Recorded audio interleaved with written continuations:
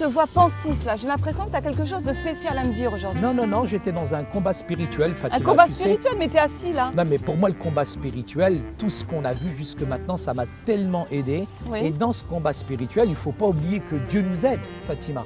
Et ça, c'est vraiment essentiel, ça, c'est important. Parfois, il y a des attaques, tu reçois comme des... Oh là là, là, je ne sais pas ce qui se passe, il y a vraiment une attaque de l'ennemi. Mais non, mais arrête de voir le diable partout, ça y est. Mais je ne vois pas le diable partout, mais il y a quelqu'un qui m'attaque là. Mais tu Moi, sais, y a c'est personne, important de te dire quand même que Dieu, il est au contrôle de tout, de toutes les situations.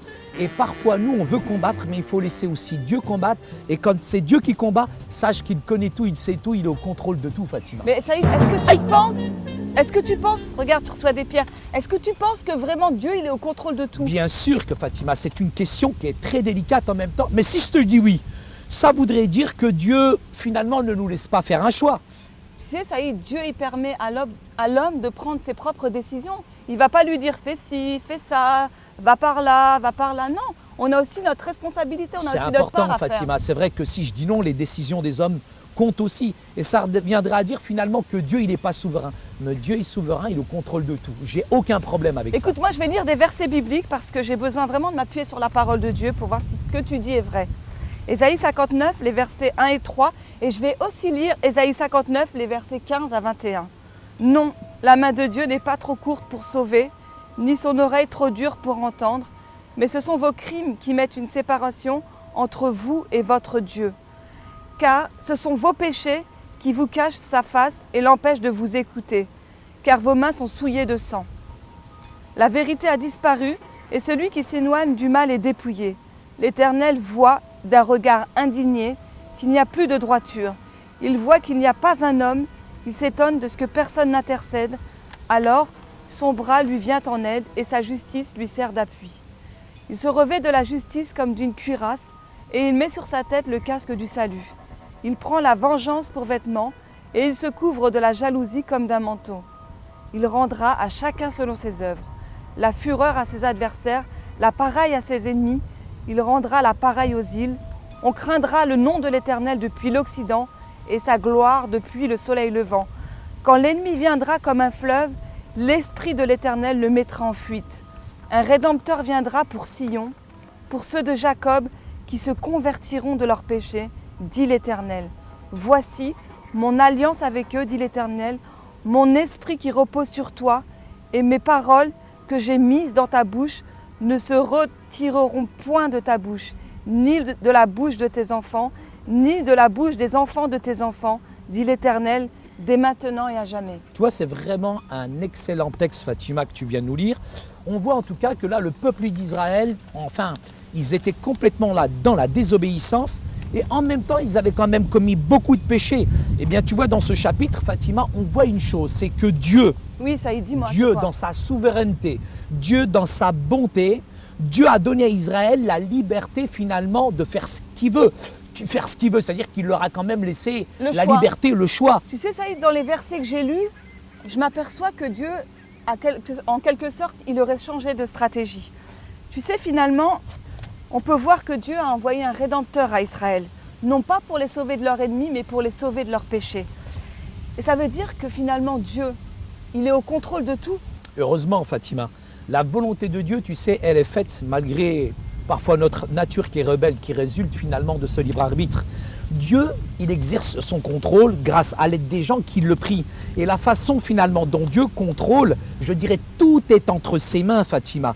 Tous ceux qui prient finalement font la volonté de Dieu. Et tu vois, quand un chrétien prie, c'est important parce qu'il y a une prière agissante, puissante qui intervient. Et là, en plus, on se bat quand même aux côtés de quelqu'un qui est le maître de l'univers. Donc notre prière, elle peut être que puissante et efficace entre les mains de Dieu, Fatima. Tu sais, Saïd, je pense qu'il y a une prière, comme tu dis, qui est active. Et la prière, c'est une arme pour le guerrier. Parce que finalement, on ne doit pas se laisser atteindre par toutes les difficultés, rester passif. Non, on doit être un combattant, on doit être un guerrier. Et l'arme du guerrier, c'est quoi? C'est la prière. C'est la prière. Et c'est un combat qu'on mène avec qui? Qu'on mène avec Christ. Évidemment, toi et moi, nous savons que Dieu n'a pas créé le mal. Il n'a pas créé ce qui est bien. Mais l'ange le plus magnifique, tu sais bien, Fatima, Lucifer, il a tellement été dévoré, lui, par l'orgueil qu'il voulait prendre lui-même la place de Dieu. Et à cause de ça, il a été précipité, il a été chassé du ciel. Et là, il a essayé encore aujourd'hui de tourner toute l'humanité, toute la création finalement contre Dieu. Mais quand Adam et Ève étaient dans le jardin, tu te rappelles Fatima? Oui. Il les a rendus responsables finalement. Mais le diable a tenté l'homme et la femme en les trempant et en leur mentant. Mais tu sais ce qui s'est passé Fatima à ce moment-là? C'est que dans le jardin d'Éden, l'homme a laissé finalement le mal s'installer. Il a choisi, c'est le libre arbitre, il a choisi finalement de laisser le libre arbitre l'attaquer. Et la conséquence de tout ça, c'est que l'homme a perdu sa relation intime avec Dieu. Et tu sais, le diable, Saïd, il est toujours actif, il ne faut pas croire, parce qu'il a une mission. D'abord, on l'a vu, c'est de nous tromper, il veut nous détruire, il veut éloigner le peuple de Dieu, de sa parole et surtout de Dieu. L'homme, il est dans un état de péché depuis Adam. Et aujourd'hui, sa relation avec Dieu a été brisée. C'est vrai. Non seulement elle a été brisée, mais elle a été aussi brisée avec Jésus finalement. Parce que quand on rejette Dieu, on rejette le sacrifice à la croix. Et il ne faut pas croire, Saïd, le diable, il n'est pas endormi. Il a une tactique, il est actif. Tout ce qu'il veut, c'est nous tromper. Il veut nous créer des problèmes. Tu vois, toi et moi, des fois, on n'est pas d'accord. On se dispute. C'est vrai, ça arrive. Et c'est le diable qui essaie de créer des problèmes entre nous deux, Saïd. Et c'est important de ne pas le laisser prendre toute cette place. C'est vrai, justement. je suis d'accord. Mais ce qui est beau, Saïd, c'est que non seulement... Il y a des attaques. Écoute, je crois pas, mais bon, ça c'est la nature. Non seulement il ne faut pas se laisser détourner de Dieu, non seulement il ne faut pas continuer et vouloir rester dans nos erreurs, mais Dieu nous a donné des armes spirituelles. Et ces armes, elles sont importantes dans la vie du croyant. Il ne faut pas croire, la vie, elle ne s'arrête pas à ça.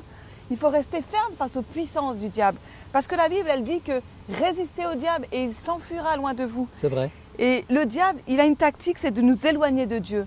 Mais ce qui est magnifique, Saïd, c'est que Dieu nous a donné la prière et la parole de Dieu.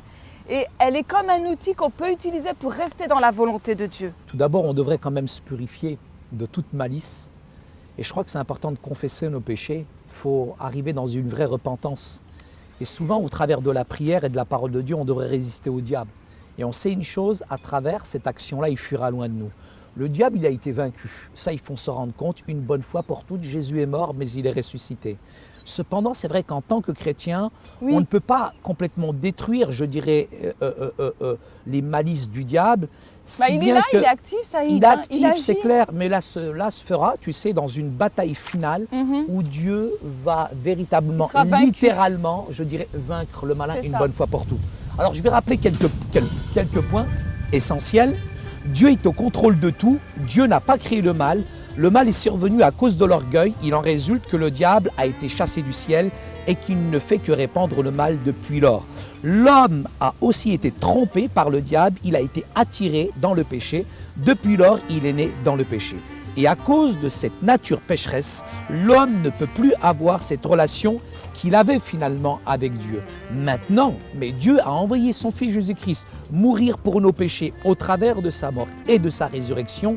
On a été justifié et maintenant on peut à nouveau avoir une relation intime avec Dieu. Et en tant que croyant, on doit résister au diable afin de ne pas nous empêcher de récidiver et de tomber à nouveau dans le péché.